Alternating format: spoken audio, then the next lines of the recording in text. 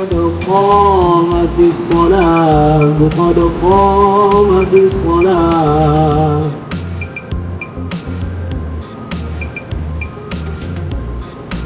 السلام عليكم ورحمة الله.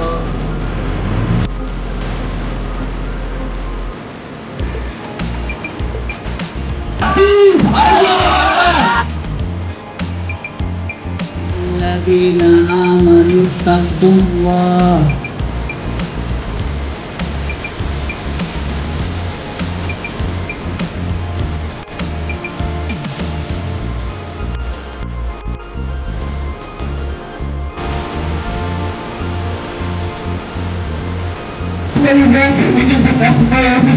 Ya Rabbi,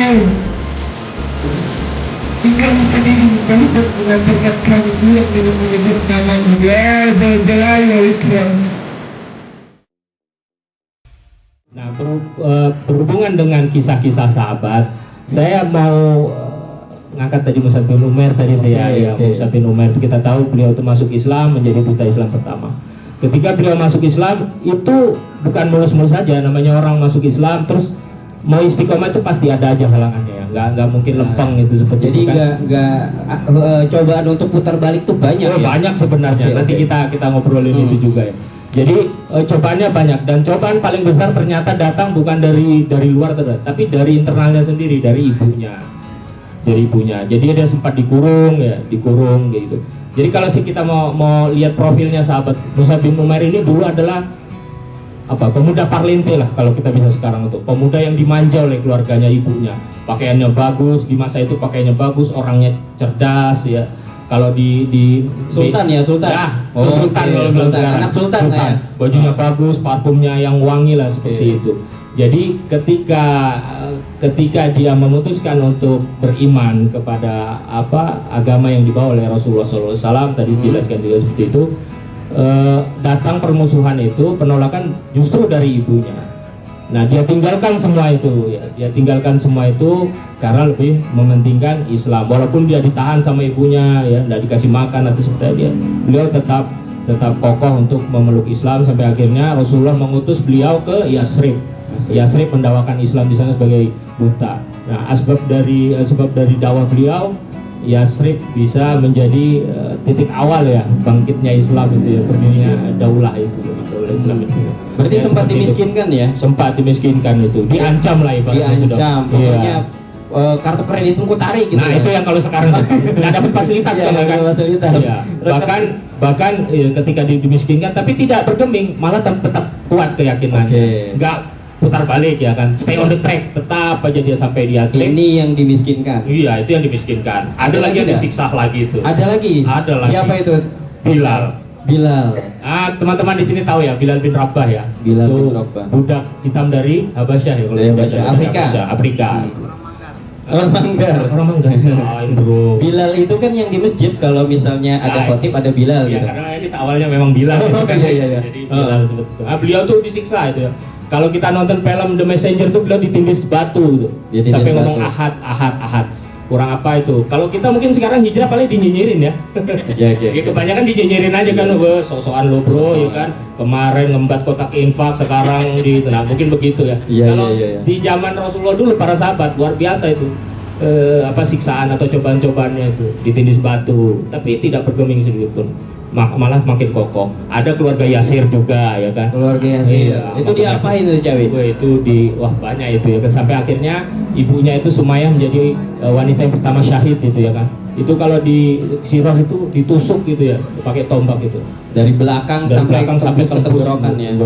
Ya Allah. Itu Rasulullah cuma bilang sabar keluarga Yasir. Allah janjikan surga untuk kalian. Mereka kokoh. Itu penyiksaannya luar biasa. Kalau kita gambarkan banyak sebenarnya para pengikut Rasulullah itu yang mendapat siksaan, dapat tantangan, tapi mereka sabar, tetap tetap istiqomah, stay on the track, tidak putar balik. Seperti itu. Nah, kalau kita kaitkan dengan hijrah kita sekarang ya, memang orang ketika hijrah itu ada gimana ya? Mungkin ada hijrah yang langsung berubah penampilan, ada yang biasa-biasa saja tapi mulai ibadahnya gitu. Nah itu biasanya ada ya, namanya manusia ini ada aja coba-cobaan, dan dan Allah pasti akan memberikan ujian ya, ujian kepada manusia. Apalagi orang-orang yang beriman itu kan pasti diuji. Ya, diuji, dan ujiannya bermacam-macam ya, gitu. Karena ujian paling berat kalau dalam hadis itu adalah Nabi dan Rasul dan semisalnya. Karena orang itu akan diuji sesuai dengan kadar keagamaannya ya kan. Jadi semakin dia semakin taat, semakin bukan tambah kendor, malah tambah ujiannya tambah tambah berat. Mungkin kita analogikan TK dapat ujian kuliah, bener nggak mungkin ya kan. Anak TK dikasih ujian anak SMP kan nggak mungkin, pasti disesuaikan juga seperti itu. Kurang lebih seperti itu Om Jun. Ya tapi bukan berarti kita takut ya. Jangan. Kalau gitu imanku biasa-biasa aja deh. Nanti aku diujinya besar gitu ya. Justru kalau kita sabar bisa lalu pahalanya itu tanpa hisab, maksudnya tanpa batas itu pahalanya. Ya, yang pasti kadar ujian itu tidak akan melebihi dari kemampuan kita. Benar. Itu janji tidak Allah. mungkin zolim ya. Iya. Jadi sebenarnya nggak usah fokus sih sama ujiannya. Belum tentu keripik ini adalah nikmat. Bisa jadi ujian. Ya bisa jadi ini ujian ketika makan keripik dengar benda gitu ya. Karena ujian itu bukan hanya yang penderitaan, bukan. Betul. Justru Bukan. saya pernah baca gini Om Jun. Ujian terberat itu ketika kita menikmati maksiat. Jadi nyaman dengan maksiat itu. Oke. Itu justru terberat. Itu Sudah terberat. maksiat nggak ditegur, merasa ini udah betul. Iya, itu Ya justru Allah. yang terberat. Nauzubillah ya. Jangan sampai ya teman-teman. Nauzubillah. Alhamdulillah kalau kita bisa melangkah ke sini, kita hijrah bareng. Oke. Mudah-mudahan kita dikumpulkan di jannahnya nanti. Amin ya rabbal alamin. Masya Allah. Jadi para sahabat itu tidak semuanya berjalan mulus ya. Bahkan hampir semuanya mendapatkan penolakan. Betul, sampai hijrah itu. Sampai hijrah, sampai kemana dikirim kemana-mana ya. Sebenarnya hijrah itu juga dua tujuan. Pertama menghindari penyiksaan, yang kedua menyebarluaskan Islam. dakwah Islam. Karena kan teman-teman ya ibaratnya kalau nggak ada yang hijrah zaman Rasul misal di Mekah saja dakwahnya, kira-kira sampai nggak ke Indonesia? Sampai. Nggak sampai. Ya gitu ya. Baru nggak di internet lagi ya. Zaman dulu. Nggak usah nyari Google gitu. Jadi Google gitu.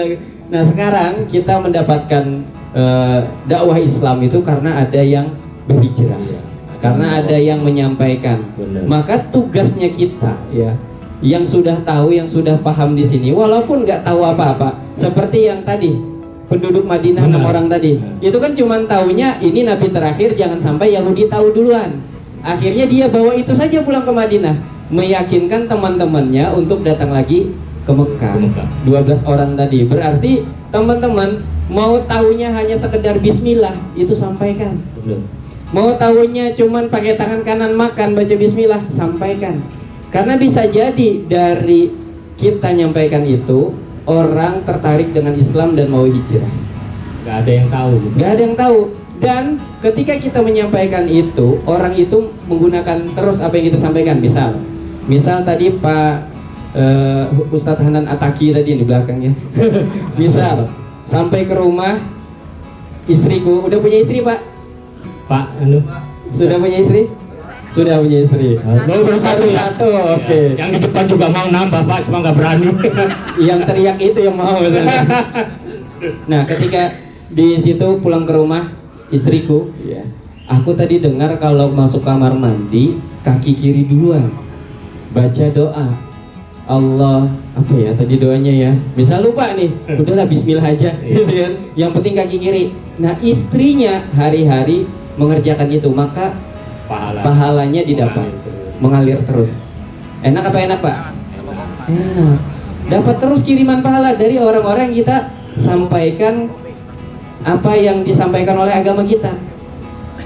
Atau misalnya nanti kalau misalnya bersin, ucap alhamdulillah. Biasanya kan gitu kan, gitu aja kan, atau enggak usah deh.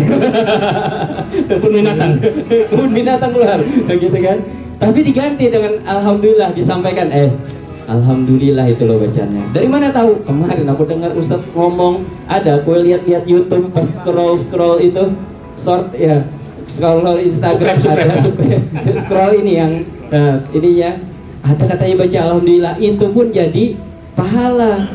Jadi nggak usah milih-milih. Saya ini kalau ngajakin orang tunggu jadi Ustadz dulu. Ya kalau tunggu jadi Ustadz kami nggak mungkin di sini. Kita bukan Ustadz, Kita Pak. bukan Ustadz. ya kan? Kang Sadri gak mungkin bikin acara katrol kalau cuma nunggu alim dulu baru nyampaikan Islam. Nggak mungkin. Gak mungkin. Jadi harusnya apa yang kita dapat hari ini sampaikan kepada teman-teman yang belum dapat. Walaupun hanya sekedar ngajakin ke sini lagi, Pak. Ngajakin duduk-duduk di sini lagi. Iming-imingnya bisa merokok, Bisa ngopi, makan keripik, kentang goreng yang masih halus. Mana kentang goreng yang muncul-muncul ini? Wih, kentang goreng bro. Kesian loh. Kita sebenarnya tepuk tangan. Mereka ini nggak tahu sebenarnya ini. Buat teman-teman di dapur ini luar biasa. Iya, tim logistik ya. Tim logistik ini. Karena bilangnya Pak Sutradara itu logika nggak jalan kalau nggak ada logistik ya. Logika tanpa logistik itu anarkis. Tapi jangan anarkis, udah ada kentang nanti anarkis. Nanti anarkis ya. Iya. Itu sibuk banget dari tadi. Nah makanya kita sambil di sini teman-teman. Nih biar kita lupa ya. Pada malam ini insya Allah itu malaikat Pak sedang berada di atas kita. Dengan saya. Dan itu beribu-ribu membentangkan sayapnya. Sayapnya itu sampai ke arasnya Allah. Baru Allah nanya, kenapa ini kok rame? Kenapa kok ini rame betul nih sampai ke sini nih sayap malaikat ini, kenapa ini? Gitu ya, bahasanya seperti itu. Bahasa kita lah ya.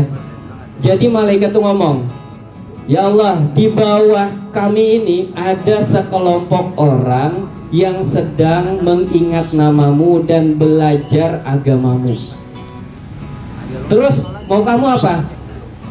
Dia sempat nggak berdoa. Dia namanya dengar ceramah nggak sempat berdoa, kan gitu kan?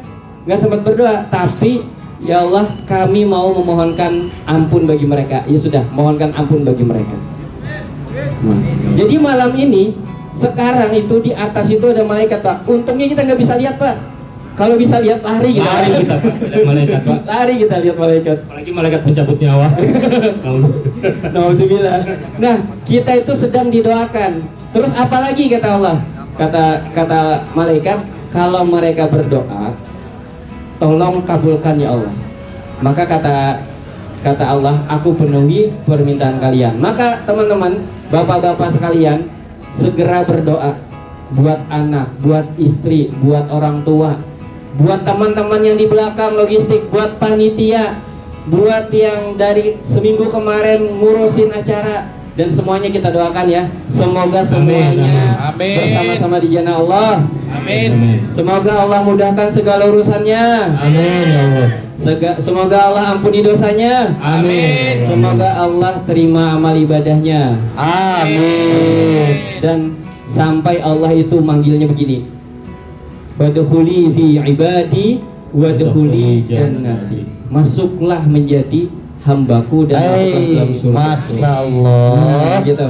Ya, insya Allah seperti itu, Cawi. Jadi begitu Cawi. Ada lagi Cawi untuk Ya, saya cuma sahabat. mengingatkan aja supaya kita stay on the track. Jangan lupa kita mohon kepada Allah untuk tetap istiqomah. Kita baca Al-Fatihah kan setiap sholat. Ihdinas syiratal mustaqim, ya kan? Tunjuk jalan yang lurus. Iyyaka na'budu wa iyyaka nasta'in. Kepada kamulah kami beribadah dan kepada kamulah meminta pertolongan. Seperti itu. Sabar Pak, sabar. Kita memang kalau mau berhijrah itu pasti ada aja halangannya. Termasuk saya juga banyak sebenarnya cobanya. Bukannya terus kita ketika hijrah, ketika kita menapaki jalan ketaatan kepada Allah terus kita lempeng-lempeng saja, enggak. Justru mungkin malah dicoba yang berat-berat. Karena ya itu tadi kan cobaan atau ujian itu tergantung agama seseorang. Dan itulah yang membuktikan kita ini pantas apa tidak. Pantas itu. Nah, kan gitu. Iya. Ya sama lah kalau misalnya kita mau masuk project, Iya. dikasih tugas, itu juga ujian. Iya. Bisa nggak kan gitu. Ngomongnya saya misal bisa pasang batas 1000 dalam waktu 1 jam. Kan diuji dulu kan gitu. Iya. Nah, seperti itu Betul kuncinya. nggak tukang ini nanti kan apal-apal sekalinya ya. Betul. Ternyata tukang AC gitu. Ya, kan, kayak gitu. Jadi kan memang ada itu. Iya. Seperti itu. Oke. Dan yang terakhir adalah ingat mati, Pak. Itu Ingat sudah yang mati. paling ingat mati. Belum tentu Bapak yang umurnya lebih tua duluan mati, belum tentu. Bisa jadi yang di depan ini duluan mati kan bisa jadi kan. Bisa Kan jadi ada yang ketemu. Cawi duluan saya Iya, belakangan. iya ini belakangan. Iya, bisa jadi saya belakangan dia duluan. Iya. Ujung-ujungnya saya duluan mati gitu ya. Kayak gitu. Oke. Jadi ingat mati. Iya. Itu paling nasihat paling bagus sudah nasihat Oke. kematian itu. Karena kita nggak pernah tahu kapan kita dicabut. Jadi kita harus ya bersiap-siap Pak. Apalagi Ya, kalau nggak kita harus segerakan. Mau nunda-nunda besok, nanti ya kalau sampai besok. Oke. Itu ya Om Jun. Terakhir saya juga nih. Silakan. Saya ingin membacakan kisah lagi ya, menceritakan sebuah kisah lagi dari sahabat yang masuk Islamnya itu juga di akhir-akhir. Di akhir-akhir. Maksudnya di akhir itu ketika sudah ditaklukkannya kota Mekah. Batu Mekah ya. Fathul Mekah. Artinya ketika sudah ditaklukkan Fathul Mekah, Islam itu sudah berjaya. Jadi kalau masuk Islam tuh nggak ada lagi godaan, Pak. Nggak ada lagi siksaan. Beda sebelum Sudah punya power ya. Nah, sudah punya power. Jadi orang masuk Islam biasa aja. Tapi yang orang ini ya, satu orang ini bernama Ikrimah. Kenal Ikrimah, Pak? Anaknya siapa? Ayo. Kenal Ikrimah? Ada yang kenal dengan Ikrimah? Saya kenal. Ya, kenal di mana? Kenal di jalan. Jalan. Di Facebook kan. Itu siapa? Soimah mungkin. Soimah mungkin ya. Anaknya Haji Salebo. Ikrimah ini anaknya Abu Jahal. Tahu Abu Jahal, Pak? Abu Jahal ini musuh bebuyutannya Rasulullah. Ya. Dia nama aslinya itu Umar bin Hisham. Dan dia disebut Abu Al-Hakam. Sebelum dia menentang Islam itu disebut bapak paling pintar. Tapi setelah dia mendengar Islam terus gak mau masuk Islam, itu diberi gelar oleh Allah Abu Jahal, bapak paling bodoh. Kebodohan. Bapak kebodohan. Nah, Abu Jahal ini musuh besar Rasulullah sebelum Rasul jadi nabi. Ya, musuh bebuyutan lah. Ikrimah ini anaknya.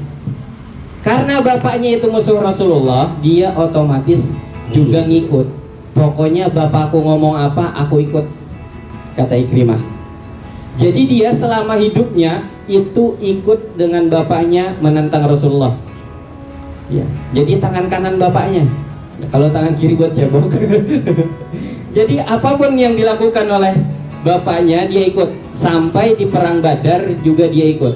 Di perang Badar dia juga sebagai prajurit yang hebat. Ya. Tapi waktu itu dia melihat bapaknya dibunuh atau tewas di tangan pemuda-pemuda Ansor. Di situ dia nggak terima. Awalnya dia benci dengan Rasulullah hanya karena bapaknya yang nyuruh benci. Dia cuma taat sama orang tuanya. Tapi ketika dia melihat bapaknya dibunuh, melihat bapaknya tewas di perang Badar, dia dendam dengan Rasulullah. Pokoknya ketika aku ketemu, aku duluan gitu. Pokoknya aku akan balas dendam, kata Ikrimah. Sehingga di perang Uhud, perang berikutnya, dia bersama Khalid bin Walid, sayap kanan dan sayap kiri menyerang muslimin. Dan muslimin juga di situ kalah dulu pada awalnya, ya. Kalah dulu pada awalnya. Perang Uhud. Perang Uhud. Nah, Ikrimah ini terus saja, ikut terus sampai perang terakhir, perang Azab. Juga dia ikut. Sempat juga dia membobol paretnya kaum muslimin. Jadi saking dia dendamnya dengan kaum muslimin, selalu dia ikut. Nah, ketika Fathul Mekah, kaum muslimin 10.000 orang datang ke Mekah untuk apa? Untuk membebaskan kota Mekah. Membebaskan itu dari kejahilian, dari kesyirikan. Ya. Dan Ikrimah itu termasuk itu kalau DPO, daftar pencarian orang. Ya. Daftar pencarian orang. Kata Rasul, ketika kalian bertemu Ikrimah, bunuh dia. Ya, karena dia musuh. Ya, musuh. Karena dia banyak membunuh kaum muslimin pada saat perang. Mendengar itu, Ikrimah kabur. Kabur dia. Tahu dia 10.000, saya sendiri ngelawan 10.000 ya nggak mungkin gitu ya. Ya nggak mampu. Mati konyol. Jadi akhirnya dia lari ke Jeddah. Sampai di Jeddah, dia naik kapal, nggak tahu pergi kemana. Pokoknya bersama orang-orang dia pergi. Nah, di tengah jalan, kayaknya ada backsound deh. Di tengah jalan dari perjalanan kapal tadi, tiba-tiba ada badai. Ada badai yang besar di kapal itu. Di kapal itu, dan tiba-tiba kapal itu pun goncang. Semua orang yang lari itu membawa berhala. Kemudian nggak bisa berdoa dengan berhalanya. Karena apa? Berhalanya aja ikut kegoncang. Jadi kata nahkodanya, kalian nggak berguna itu berhala kalian pada saat ini. Akhirnya Ikrimah ngomong dalam hatinya, ya Allah, dia tahu sama Allah. Jadi orang Arab dulu itu tahu dengan Allah. Ya Allah, jika memang umurku masih ada, selamat dari badai ini, aku akan kembali kepada Rasulullah. Aku akan letakkan tangannya di atas kepalaku. Artinya masuk Islam. Itu nazarnya dia di tengah badai tadi. Dan alhamdulillah badainya berhenti, Pak. Badainya berhenti, kapalnya itu nggak bisa melanjutkan perjalanan balik ke Jeddah. Terus turun dari kapal, ternyata istrinya juga baru nyampe di pelabuhan. Jadi kayak di film gitu nah. Ya ini turun, Bukan film Korea ya. ini datang. Nah istrinya ketika suaminya kabur, istrinya mendatangi Rasulullah. Ya Rasul, aku masuk Islam. Lakiku kabur. Lakiku melarikan diri. Tapi ya Rasul, misal nih kata istrinya, misal lakiku ini mau masuk Islam, dia jadi nggak dibunuh. Boleh nggak jangan dibunuh kata istrinya, Ummu Hakim tadi. Jadi kata Rasul, ya boleh. Begitu luar biasanya pemaaf Rasulullah. Kalau dia masuk Islam nggak jadi dibunuh, padahal dosanya sudah banyak banget. Orang banyak dibunuh oleh Ikrimah tadi. Nah, ketika mendapatkan pesan dari Rasulullah tadi, berita gembira dari Rasulullah, dia langsung pergi ke Jeddah, nyariin suaminya. Ya mungkin istri itu kayak gitu ya, tahu kalau suaminya tuh lari kemana tuh tahu. Ini pengalaman pribadi kayaknya. Jadi kalau kita lari itu istri itu tahu kemana.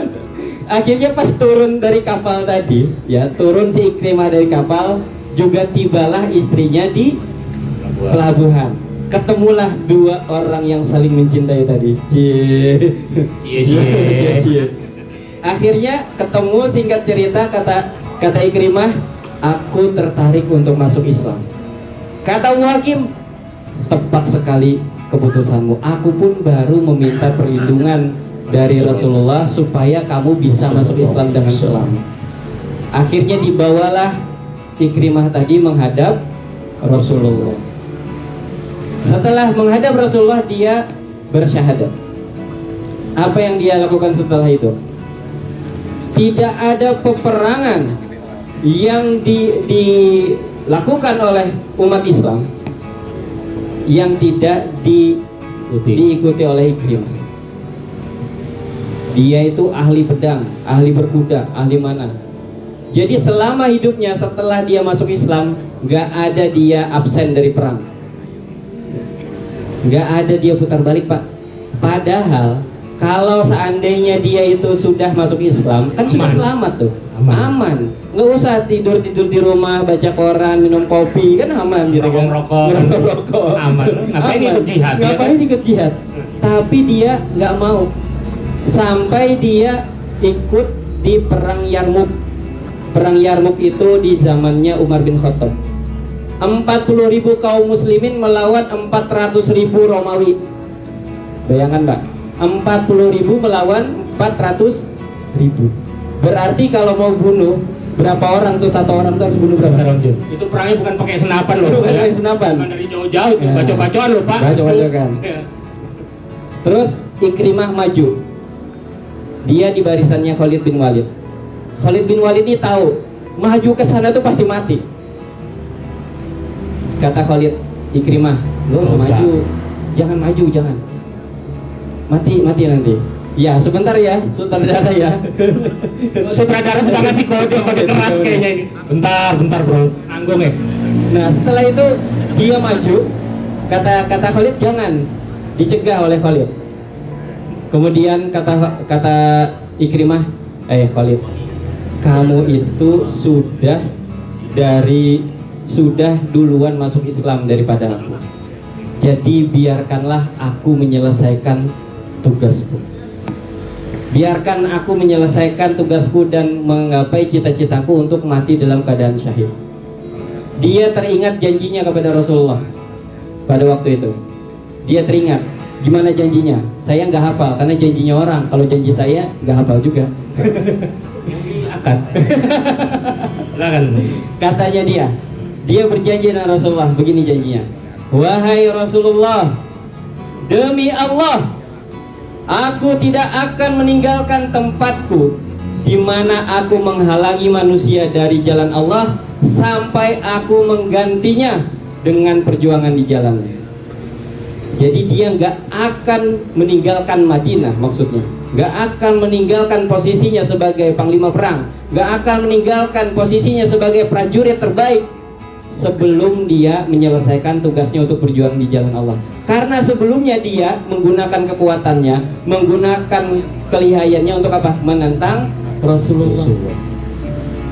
Kemudian janjinya lagi, dan aku tidak akan melupakan semua biaya yang telah kukeluarkan, semua harta yang sudah kukeluarkan untuk menghalang-halangi jalanmu, sebelum aku menghabiskan biaya yang sama untuk menegakkan agama. Jadi Ikrimah itu sebelum dia masuk Islam totalitas Pak, musuhnya, musuh Islam, benci sebenci-bencinya. Pokoknya kalau ada kata Islam benci ya sudah dia. Tapi sudah masuk Islam nggak mau juga dia jadi biasa-biasa aja. Total juga. Totalitas. Maka teman-teman dari sini ingat, berapa banyak umur kita yang sudah kita habiskan untuk maksiat? Berapa banyak harta kita yang kita habiskan untuk maksiat? Maka mulai sekarang berjanji kepada Allah, ya Allah, umurku akan kuhabiskan untuk berjuang di jalanmu. Umurku akan kuhabiskan untuk belajar agamamu. Umurku akan kuhabiskan untuk berdakwah, dakwah ajaran syariatmu. Dan hartaku akan kuhabiskan, kan begitu juga, akan kugunakan untuk berjuang di jalanmu. Nah itu teman-teman. Jadi gini simpelnya Pak ya. Iya. Kita dulu mungkin yang maksiat taat, kemaksiatan itu semangat ya. Semangat Betul kemaksiatan. Duit habis berapapun nggak masalah semua. Ketika kita hijrah, kalau dalam kemaksiatan lagi semangat, apalagi hijrah yang janjinya surga Allah nanti, harus lebih semangat lagi Pak. Gitu. Jadi kita harus lebih semangat lagi, seperti Ikrimah bin Abu Jahal. Oke, mungkin itu saja. Kepanjangan sudah dikode-kode tadi. Dikode-kode oleh sutradara. Besok kurang lebih betul sih. Mulai ngantuk teman-teman. Allah, sudah semangat.